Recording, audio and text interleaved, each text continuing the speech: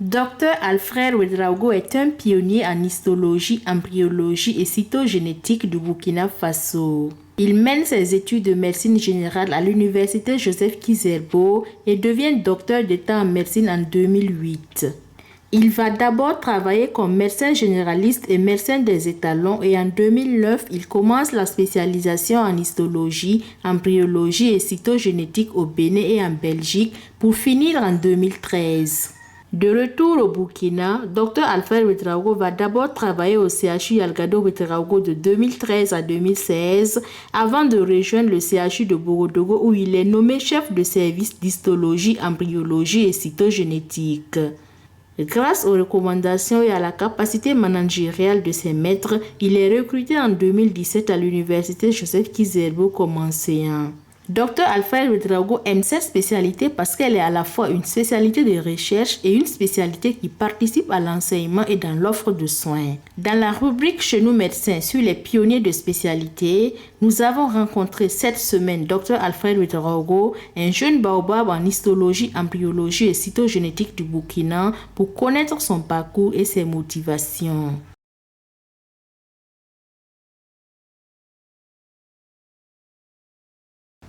Alors, évidemment, il est important pour nous d'expliquer cette discipline pour que les jeunes puissent de plus en plus s'intéresser. Mais nous sommes déjà rassurés au regard de l'engouement que la discipline a suscité en peu de temps. C'est pour cela que nous continuons à communiquer là-dessus pour que les étudiants, les jeunes médecins qui vont aller en spécialisation puissent connaître la discipline. Alors, je vais aller de façon didactique.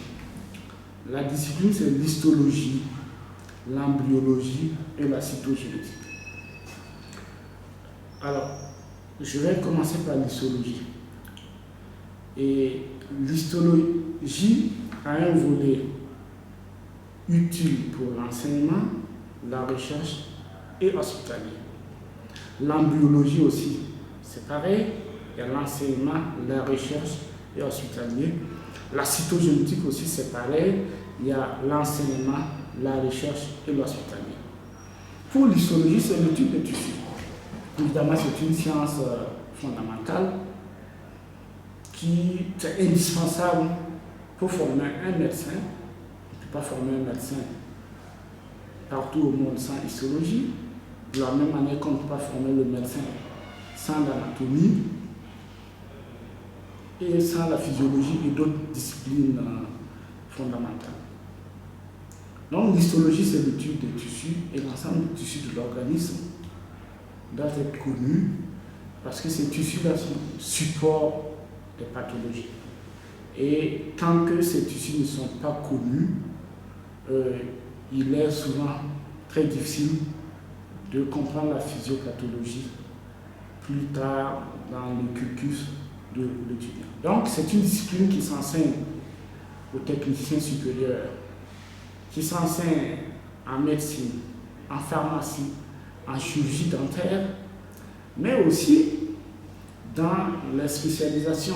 Donc sous la supervision de nos maîtres, nous participons à l'enseignement des tissus dans les DS, donc dans les spécialisations. Quand je prends l'exemple du rein, sous la supervision de nos maîtres, nous participons à l'enseignement de l'histologie du rein ou de l'histologie du cœur.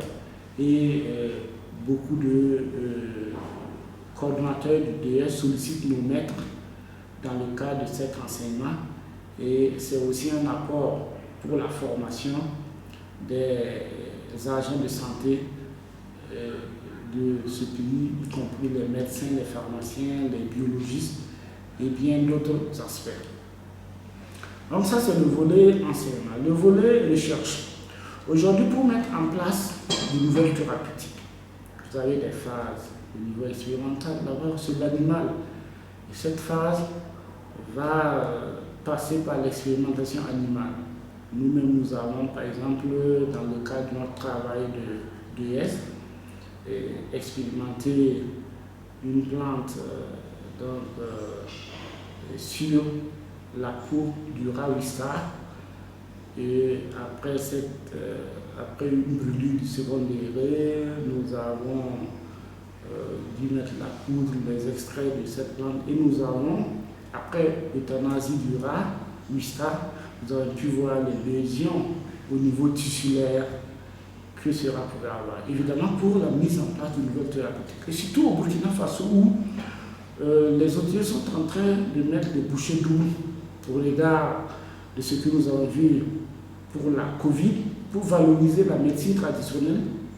Aujourd'hui, la plupart des plantes, en collaboration évidemment avec les pharmaciens, devraient passer pour la phase animale, implique l'histologie, parce on peut administrer ces produits, ces nouvelles drogues, ces nouvelles thérapeutiques aux lapins, aux souris, aux rats, et c'est après l'histologiste qui doit s'en charger pour voir est-ce qu'au niveau des tissus, notamment au niveau du foie, au niveau du rein, au niveau du tissu rénal, du tissu hépatique, au niveau du cerveau, au niveau du tube digestif, est-ce que ce médicament a eu des lésions ou pas?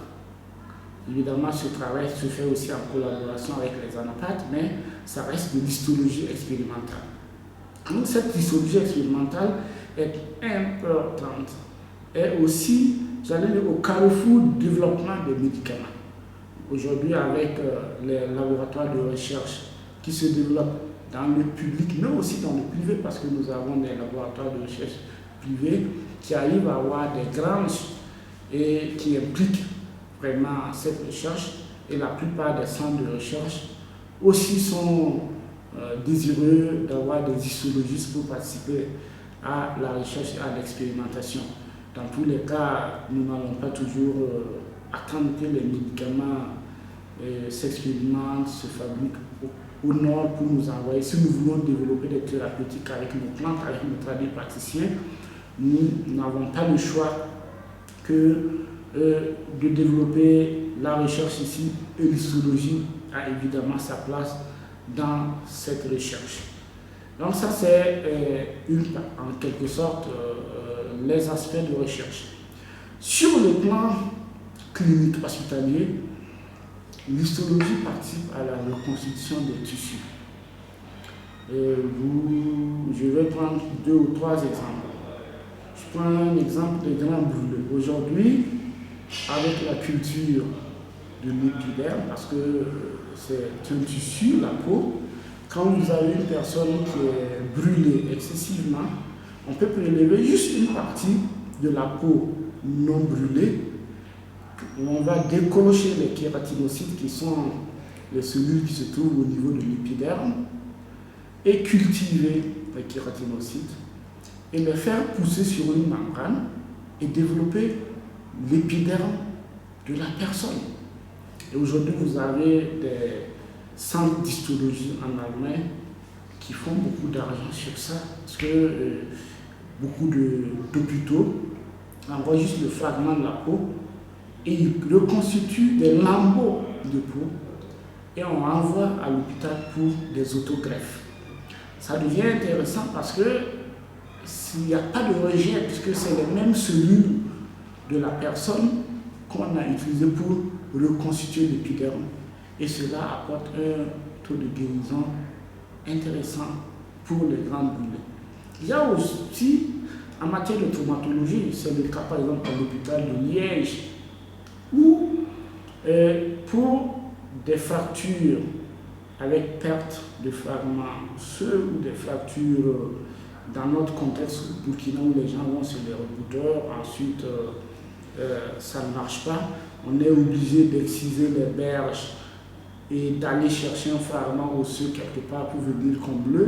Aujourd'hui, l'histologie permet, à travers la reconstitution du tissu osseux, et simplement en enlevant du tissu adipeux. Dans ce tissu adipeux, on peut isoler des cellules mésenchymenteuses. Ces cellules mésenchymenteuses peuvent être mises en culture et ce n'est pas difficile.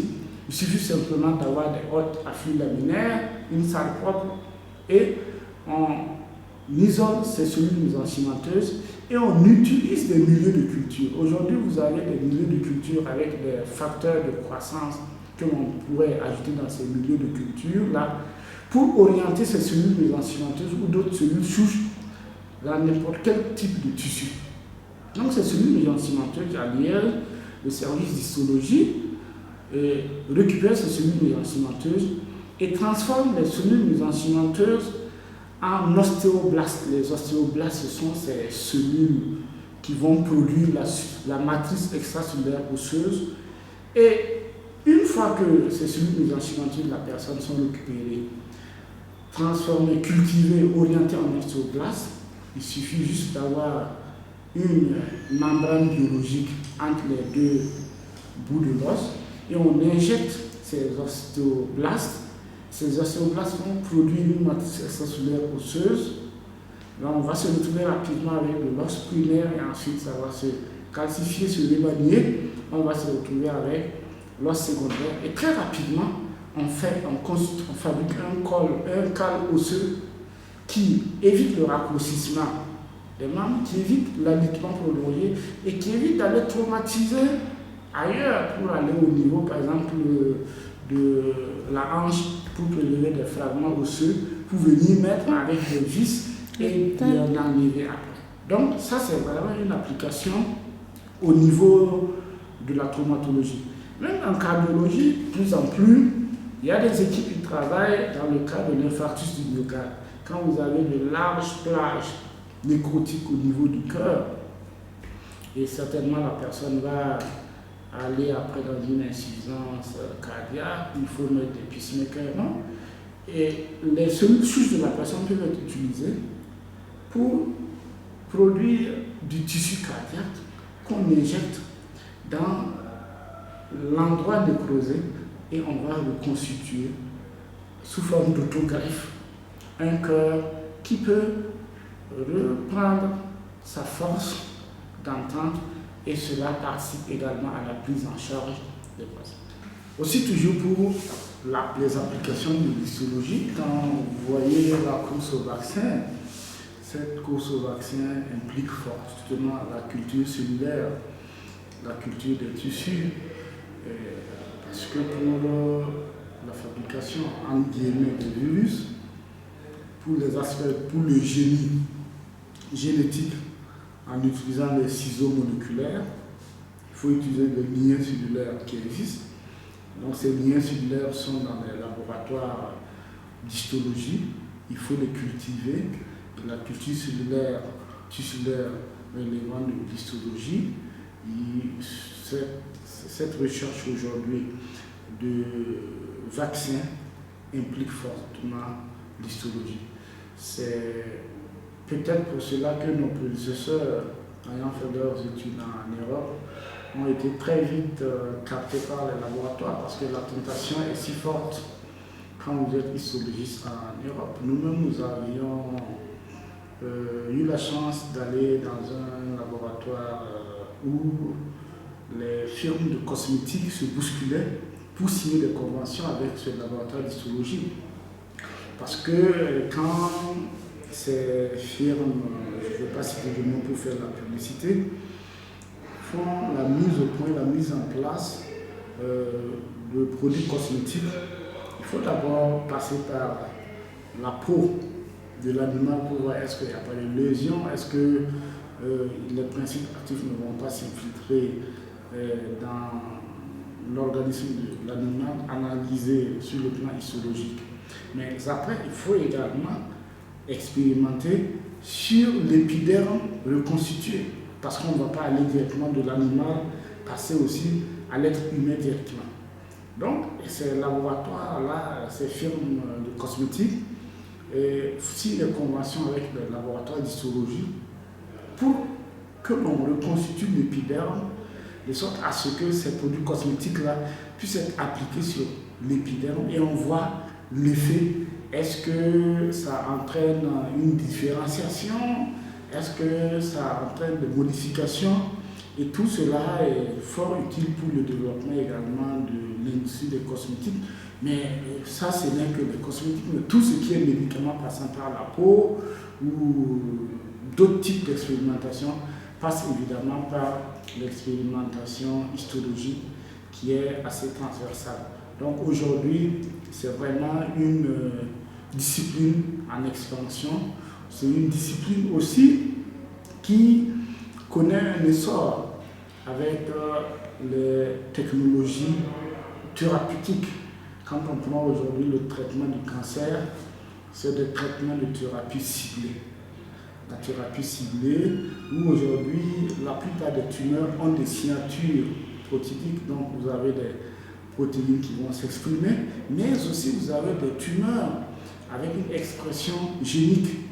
Il faut aller utiliser la cellule de ce tissu tumoral, cultiver cette cellule au laboratoire et aller chercher à voir est-ce qu'il y a l'expression de tel gène ou tel gène. Nous allons revenir sur ces éléments quand nous allons parler de la génétique, mais aussi il faut d'abord cultiver le tissu, ces cellules, pour pouvoir vérifier l'expression génique. Et une fois que l'on sait que c'est ce gène qui est plus exprimé, la thérapie ciblée peut venir pour inhiber ce gène. Et aujourd'hui, l'avenir de la prise en charge du cancer passe forcément par la thérapie ciblée. Ça ne doit plus être des chimiothérapies à la usade, parce que la science aussi évolue et de plus en plus, on ne pourra pas s'en passer de l'histologie pour pouvoir mettre en œuvre les traitements du cancer. Alors, et ça, c'est le volet histologie. Quand nous prenons le volet embryologie et également la triptyque, l'enseignement, la recherche et les applications. Au niveau de l'enseignement, c'est un peu comme l'histologie. On ne peut pas devenir médecin, pharmacien, biologiste sans ne pas faire de l'embryologie, parce que l'embryologie tend la conception. Donc, disons même bien avant, les gamètes, l'étude des gamètes, des ovocytes, la conception jusqu'à l'évolution. Et on s'accorde à dire que jusqu'à la 8e semaine, on peut parler d'embryologie, mais encore plus loin, vous avez d'autres aspects qui sont à connaître par les médecins, les chirurgiens dentistes, les biologistes et également tous ceux qui vont travailler dans le domaine du médicament. Aujourd'hui, l'embryologie est une science fondamentale dont on ne peut s'en cacher. Et évidemment, nous estimons que de plus en plus, ce gap au Burkina Faso va être comblé. Au niveau de la recherche, je reviens encore dans les médicaments. Les médicaments, quand vous prenez les notices, on voit est-ce que c'est phytotoxique, c'est pas phytotoxique, vous avez vu la thalidomide, un certain nombre de médicaments par le passé qui étaient efficaces, mais on s'est rendu compte avec un recul, ça crée des malformations au niveau embryologique. Alors aujourd'hui, on est obligé d'utiliser des radiogravites pour expérimenter le médicament, pour voir est-ce que ça ne va pas être toxique pour le fœtus, pour l'embryon. Et cela aussi passe par l'embryologue, par la recherche en embryologie.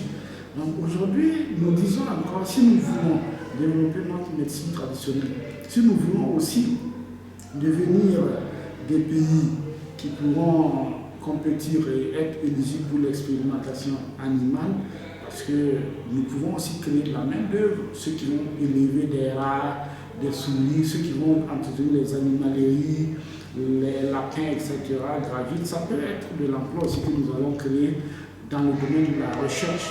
Évidemment, nous sommes obligés de passer par la recherche embryologique pour avoir une garantie de non-phytotoxicité d'un certain nombre de pathologies. Évidemment, en collaboration avec les pharmaciens, ceux qui font la recherche au niveau institutionnel, les chercheurs et bien d'autres partenaires de recherche et de collaboration.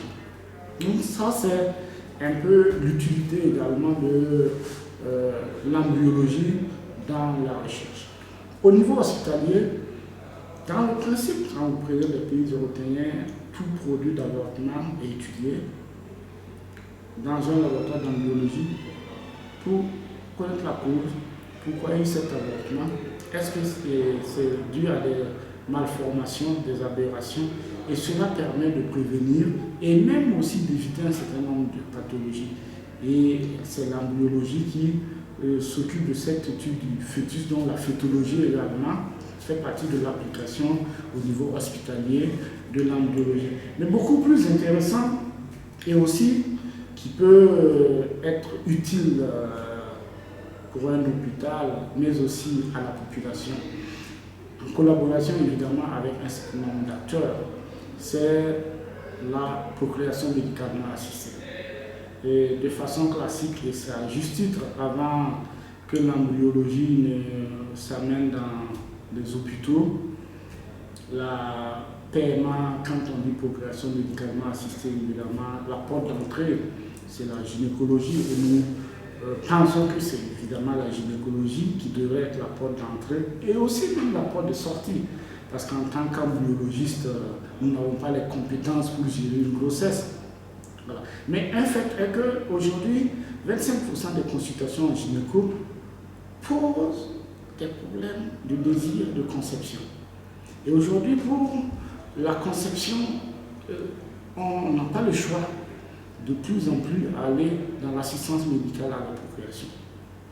Quand on prend un certain nombre de pays comme les Maghrébiens, ils ont évolué dans cette PMA à colliger l'ensemble des acteurs, ce qui va permettre de diminuer le coût, mais aussi de massifier et pour que les acteurs qui interviendront dans cette assistance médicale à la procréation puissent avoir de l'activité. Et quand on a plus d'activité, on devient plus performant et pour le bénéfice des populations. Donc, nous, de plus en plus en Europe et au Maghreb, vous avez des plateformes d'embryologie où ces plateformes fédèrent tous les gynécos du privé comme les gynécos du public.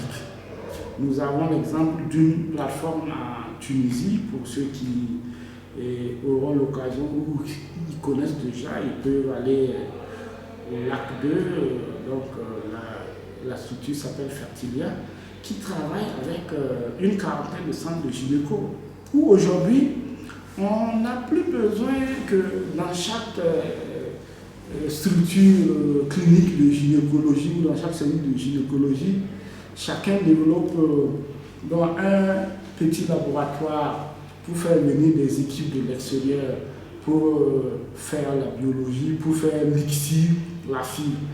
Chaque gynéco aujourd'hui peut rester à Dori, à Fada, à Wayouya, recruter ses patients, les stimuler, faire même le monitoring, le suivi échographique, et même la biologie peut se faire pour suivre l'évolution hormonale. Et les données peuvent être mises dans une plateforme avec des bases de données qui vont être sécurisées, soit par le ministère de la Santé ou dans un hôpital. Et le gynéco s'organise de sorte seulement à ce que la femme vienne au niveau d'une plateforme la veille de la promotion ovocytaire. Et là, le gynéco, s'il veut, il vient promotionner, sinon des gynécos peuvent faire, des gynécos de la plateforme peuvent faire la promotion ovocytaire.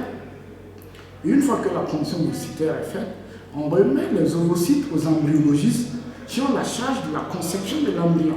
Parce qu'il faut le dire que c'est de l'embryologie qui ont cette charge. Et les embryologistes vont concevoir l'embryon avec l'aide de Dieu. Je reviendrai là-dessus parce que dans tous les cas, l'être humain ne peut rien seul.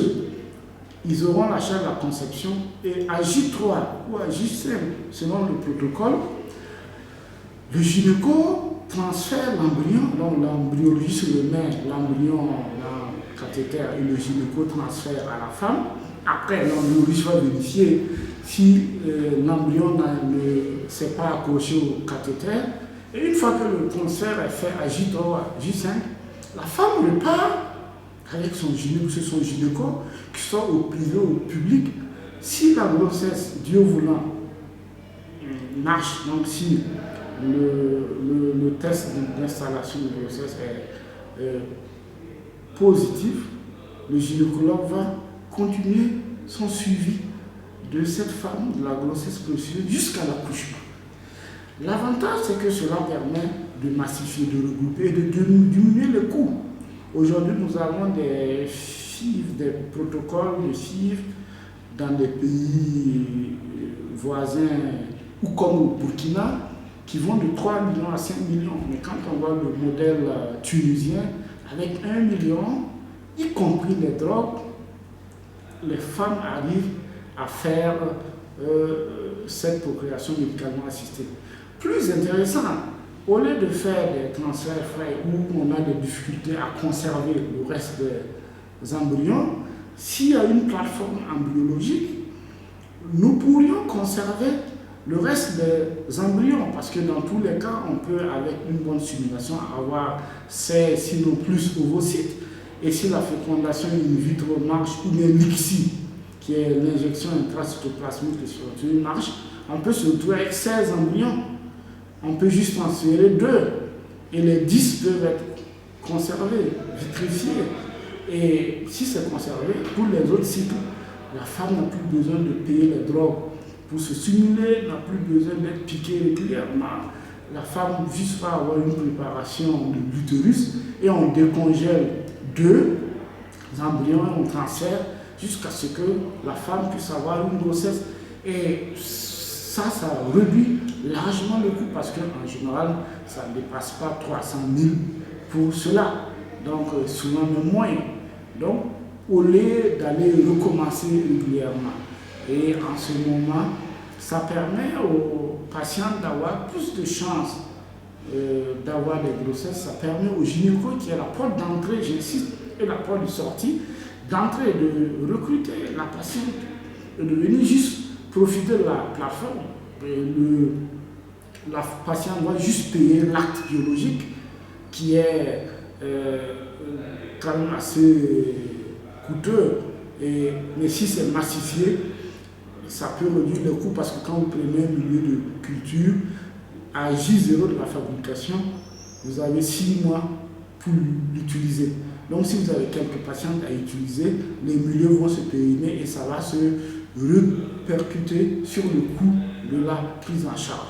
Et aujourd'hui, de plus en plus, les problèmes de conception existent avec malheureusement l'alimentation que nous avons, les plastiques, malheureusement également les pesticides et de mauvaise qualité que les populations vont chercher ailleurs dans un certain nombre de pays parce que bon marché. Et ces pesticides se retrouvent dans nos aliments, dans nos légumes, dans nos barrages et mers, parce que même dans nos poissons d'ici, nous avons participé nous avons fait une étude avec un collègue béninois où nous avons pris du poisson dans un lac d'un pays de la sous-région et nous avons vu pour les poissons féminins, nous avons vu des testicules dans les ovaires. Donc c'est dit que et cela est un peu dû à l'effet des pesticides et c'est ce que nous mangeons. Et tout cela entraîne des problèmes de procréation. C'est le moins normal parce que cela aussi entraîne des problèmes de cancer. Et aujourd'hui, nous pensons qu'une discipline comme l'histologie, l'embryologie, la cytogénétique peut participer également à donner des réponses, des solutions à ces femmes, à ces milliers de femmes et à ces couples qui cherchent qu'à avoir un enfant. Mais dans tous les cas, c'est avec l'aide de Dieu. Quand je parle de conception, c'est la conception étant donné que nous avons pris l'ovocyte de mettre dans une boîte, nous avons pris l'ovocyte de mettre dans une boîte comme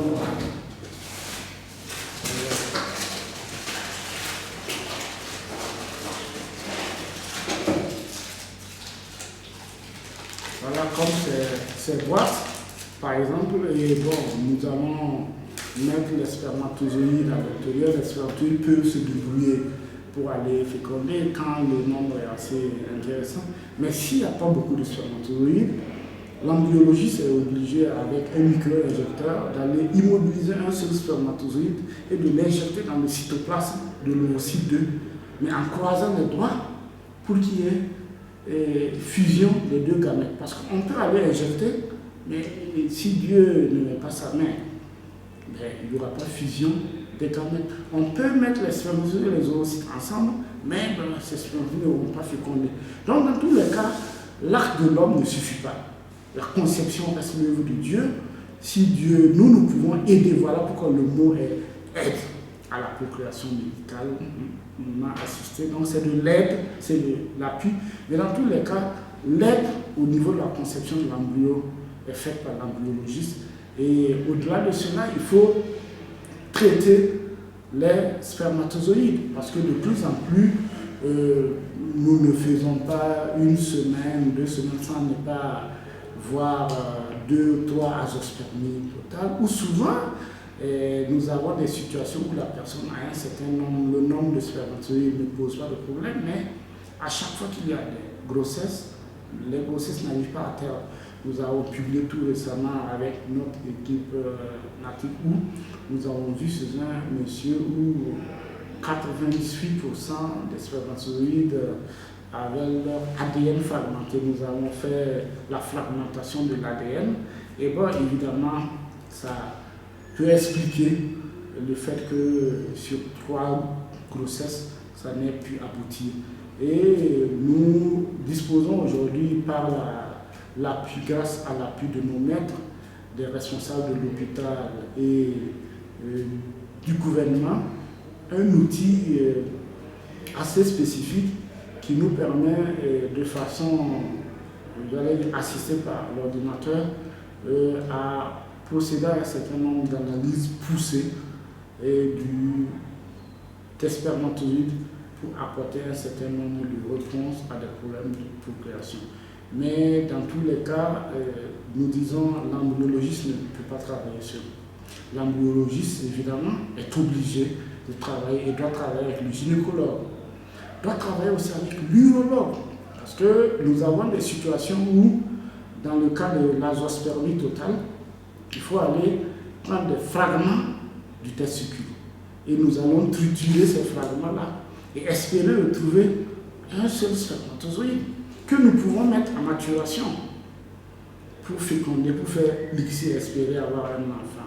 Nous devons aussi travailler avec le gynéco qui, en situation où il n'y a pas d'ovocyte, peut aller jusqu'à faire une biopsie du tissu de l'ovaire, soit pour conserver dans le cas de la préservation de la fertilité, soit aussi pour qu'on puisse mettre en maturation. Et tout cela se fait dans des plateformes biologiques et cellulaires. Et donc, nous devons travailler avec l'urologue, nous devons travailler avec le gynécologue, nous devons travailler avec les endocrinologues, parce qu'il y a des questions liées aux hormones qui expliquent, qui sont un peu à la base des étiologies de l'infertilité. Nous devons aussi travailler avec la napate, parce que quand nous avons un fragment du tissu des testicules de l'ovaire, nous allons triturer une partie pour rechercher les spermatozoïdes, mais une partie est envoyée à la napate qui doit nous dire, bon, au niveau de telle portion, je vois quel type de cellules et est-ce que les cellules que l'on voit, est-ce qu'on peut les mettre en maturation, etc. Nous devons travailler avec les pédiatres, parce qu'aujourd'hui, nous avons un certain nombre de pathologies dont les pédiatres nous réfèrent pour l'aide au diagnostic. Et nous devons aussi travailler avec les psychologues parce que tout cela permet de prendre en charge un certain nombre d'aspects. Donc c'est vraiment une discipline qui appelle une collaboration interdisciplinaire et nous devons travailler aussi avec les cancérologues. Nous reviendrons là-dessus dans le cadre de la cytogénétique et les radiothérapies pour la prise en charge des patients qui ont le cancer. Donc voilà aussi une sorte d'application au niveau hospitalier de l'embryologie qui connaît de plus en plus une évolution. Et aujourd'hui, il y a ce qui est aussi intéressant dans l'embryologie, c'est le diagnostic pré-implantatoire. Malheureusement dévoyé dans certains pays pour choisir le sexe de l'enfant à naître. Parce qu'aujourd'hui, avec une stimulation de la femme, si nous avons les 16 embryons ou plus, nous pouvons biopsier par embryon une cellule, ce qui ne va pas empêcher l'embryon de continuer sa maturation. De toutes les façons, on peut congeler après. Et avec la biopsie de chaque cellule, on peut savoir est-ce que l'embryon a une trisomie 13, 18, 21 ou un syndrome de Klinefelter ou un syndrome de Turner. Par la même occasion, nous pouvons savoir si l'embryon a XX ou XY. Le but, c'est de prévenir des aberrations et ne pas transférer un embryon qui contient des aberrations. Mais malheureusement, dans certains pays où, avec des politiques qui limitent le nombre d'enfants, des couples veulent forcément avoir un garçon et certains embryologistes utilisent cette technique pour choisir l'embryon qui correspond au sexe voulu. Mais il faut reconnaître que ce n'est pas éthique, c'est condamné par la loi et je pense que c'est des choses à proscrire totalement. On peut le faire dans le cadre du diagnostic préimplantatoire, mais pas pour ce TGNC. Je finirai par la cytogénétique également, la triptyque aussi, qui nos maîtres à Cotonou enseignent l'histologie, l'embryologie, la génétique et la biologie cellulaire. Donc, je vous parlais tantôt de culture cellulaire. Donc, le tissu part de la cellule. Donc, il faut d'abord maîtriser les aspects cellulaires avant de parler du tissu, évidemment. Et la cytogénétique qui est aussi tout ce qui est réponse que l'on peut apporter aux pathologies qui impliquent les aspects génétiques de la cellule, cellule génétique. Ce qui amène à appuyer les universités dans le cadre de l'enseignement de la génétique adaptée à la médecine, parce que pour un médecin, les aspects génétiques dont le médecin a besoin, c'est ce qui peut l'apporter aussi un plus dans le diagnostic, un plus dans la prise en charge des maladies. Mais la génétique, il faut le dire, est plus large que les aspects de cytogénétique. La génétique de population, il y a bien d'autres aspects. Et nous collaborons très bien également avec notre maître, le professeur Jacques Semporé. Nous avons d'ailleurs sous sa supervision et la supervision de notre maître, le professeur Lompo, et participé à un certain nombre de travaux en rapport avec la cytogénétique et dans le cas du Covid-19, parce que dans tous les cas, à partir du moment où vous avez un virus à ARN qui interagit avec la cellule, et évidemment, ça appelle aussi des questions de biologie moléculaire, parce que cette cytogénétique aujourd'hui est divisée en deux grands groupes avec des sous-groupes. Donc nous avons la cytogénétique conventionnelle, où il faut cultiver les lymphocytes et à un certain moment bloquer la division cellulaire pour classer les chromosomes et voir est-ce qu'il n'y a pas un certain nombre de maladies. Chaque année, nous recevons d'énormes quantités, plus d'une vingtaine à une quarantaine de DSD, simplement d'ambiguïté sexuelle. De plus en plus, des enfants naissent avec les deux sexes. On ne sait pas si c'est un homme ou une femme. Et tout l'ensemble de ces aberrations génétiques commande un diagnostic de cytogénétique. Donc, j'ai parlé tantôt de l'enseignement pour la cytogénétique, mais la recherche également, dans le cadre de la COVID-19, où je disais tantôt en collaboration avec la biogène, le professeur Jacques Semporé, notre maître, le laboratoire de morphologie de l'UFR SDS, et nous sommes en train d'implémenter un projet de recherche dans le cadre du Covid-19 et d'autres projets également sont dans le pipeline. Et c'est dire aussi que le volet génétique appelle à de la recherche et aussi de plus en plus tout ce qui est recherche dans les thérapies ciblées appelle la cytogénétique, tout ce qui est recherche dans la prise en charge des malformations appelle à la cytogénétique. Le versus hospitalier de la cytogénétique, c'est la cytogénétique conventionnelle dont j'expliquais tantôt avec le karyotypage qui va permettre, face à un enfant qui naît, qui dispose de deux sexes, et c'est souvent douloureux parce que vous voyez des parents qui sont par exemple musulmans qui veulent faire le baptême le 7e jour, qui ne savent pas quel nom il faut donner. Souvent on est obligé de donner le nom Adama pour que au cas où c'est un homme, on dise bon ça passe, au cas où c'est une femme, mais bon c'est pas toujours évident. Et plus tard, vous voyez les femmes qui ne savent pas comment habiller. Est-ce qu'il faut l'habiller en robe? Il faut l'habiller en pantalon? Ce n'est pas souvent évident. Et souvent, quand on demande comment l'enfant s'appelle, ça pose un problème et ça crée de sérieux problèmes dans les couples. Et de plus en plus, nous voyons ces cas. Ces cas aussi sont liés à l'alimentation, à l'utilisation du plastique, les pesticides, etc.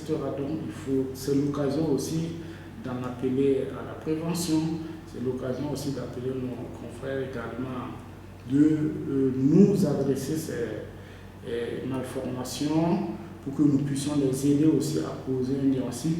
Mais après tout, c'est de l'appui thérapeutique, puisque une fois que le diagnostic est fait, il reviendra au chirurgien pédiatre de faire la génitoplastie, par exemple. Donc, c'est encore une fois de dire que c'est une discipline qui appelle une collaboration avec les autres disciplines, et ça devrait être ainsi pour la médecine, parce qu'il faut aussi que chacun reconnaisse ses limites. Évidemment, nous apportons un appui diagnostic. Et même dans le domaine de la cardiologie, aujourd'hui, vous avez des équipes qui sont prêtes à opérer les malformations cardiaques, mais ces équipes veulent savoir, est-ce que derrière ces malformations, est-ce qu'il n'y a pas un problème génétique? Est-ce qu'il n'y a pas un problème lié au génome? Est-ce que ce n'est pas une trisomie qui se cache derrière? Et cela appelle également à la cytogénétique conventionnelle. Mais ce qui est plus intéressant pour nous et qui est aussi intéressant pour les populations, c'est la cytogénétique moléculaire. Aujourd'hui, de plus en plus, comme nous le disions, pour la thérapie cible, pour la prise en charge du cancer, il faut forcément, nécessairement une approche cytogénétique pour pouvoir, non seulement au-delà de l'histologie, qui est un outil dont les anapathes utilisent également, donc l'immunohistochimie, l'immunohistofluorescence, l'immunohistoenzymologie, les colorations spécifiques, la fiche. Donc, ces techniques-là vont permettre aujourd'hui, dans la prise en charge du cancer, de dire tel type de cancer, voilà telle protéine qui est exprimée, voilà tel gène qui est exprimé ou surexprimé. Et en fonction de ce diagnostic, pour les jeunes par exemple, c'est des diagnostics génétiques avec la fiche, où on peut, face à un tissu ou un prélèvement, faire des hybridations. Il suffit de chauffer le tissu et puis d'ouvrir les points de l'ADN et puis d'aller hybrider les sondes fabriquées préalablement pour cibler un certain nombre de gènes. Et au niveau de ces sondes-là, on va mixer ces sondes-là avec de la fluorescence. Et avec un microscope à fluorescence que nous avons ici, nous pourrions exciter ces fluorochromes-là de sorte à avoir une luminescence, ce qui va permettre de répondre au cancérologue exactement, vous avez tel gène exprimé, tel gène n'est pas exprimé. Et le cancérologue en ce moment pourrait mettre en route une thérapie ciblée. Voilà encore nous revenons à la collaboration. C'est une discipline qui aide beaucoup au diagnostic. Et la NAPAT également, à un certain niveau de diagnostic, peut nous référer les tissus pour la cytogénétique, pour nous demander d'aller plus loin, pour voir au niveau de l'expression des gènes, quels sont les gènes les plus exprimés.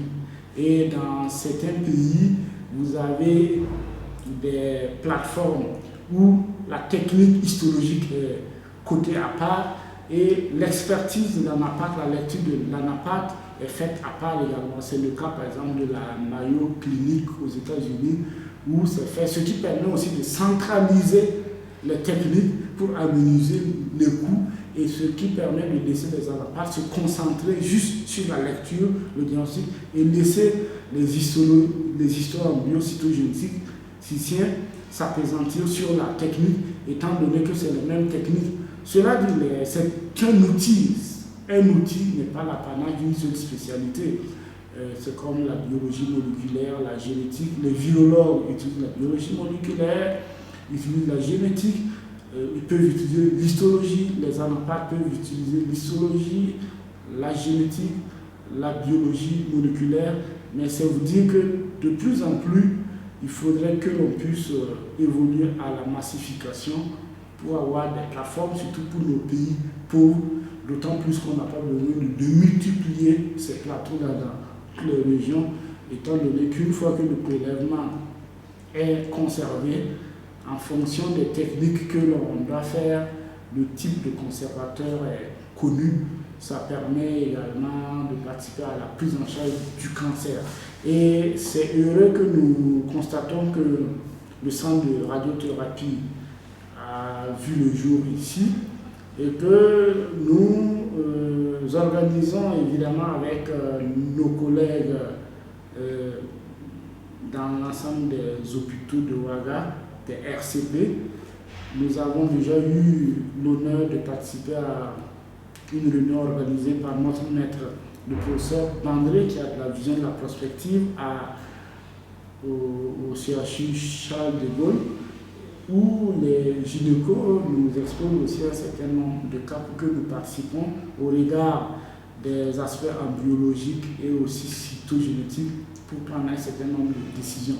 Mais si notre plateau est davantage renforcé, vous voyez un peu tout ce que nous pouvions faire pour un apport dans la prise en charge du cancer. Parce que jusqu'à présent, malheureusement, nous continuons à envoyer des prélèvements à l'extérieur pour des examens de cytogénétique, des prélèvements à l'extérieur pour des examens de fiches. Mais nous avons bon espoir parce qu'aujourd'hui, comme je vous le disais, grâce à l'aide de nos maîtres, au leadership du professeur Soudré, du professeur Lompo, du professeur Sanou, du professeur Emem et le ministère de la Santé et le gouvernement ainsi que les autorités de l'hôpital, nous sommes en train d'évoluer, d'aller dans la mise en place de plateformes qui vont être mutualisées aussi bien pour le public que pour le privé, pour participer à la prise en charge du cancer et participer aussi à des réponses en matière de procréation médicalement assistée pour le grand bonheur des populations. Et aussi, nous pouvons dire que dans le domaine de l'enseignement, les choses aussi sont en train d'évoluer parce que nous avons la chance d'avoir l'encadrement de nos maîtres, de l'ensemble des maîtres de l'UFR, médecins, pharmaciens, chirurgiens, dentistes et biologistes, mais aussi de notre département où nous avons l'encadrement nécessaire qui nous permet d'avoir de l'espoir parce qu'on n'est pas seul, on nous aide, on nous appuie et nous comptons sur l'ensemble de nos maîtres pour que ces maîtres nous aident à grandir au bénéfice de la population, pour que nous puissions offrir des offres de soins beaucoup plus élevées à la population.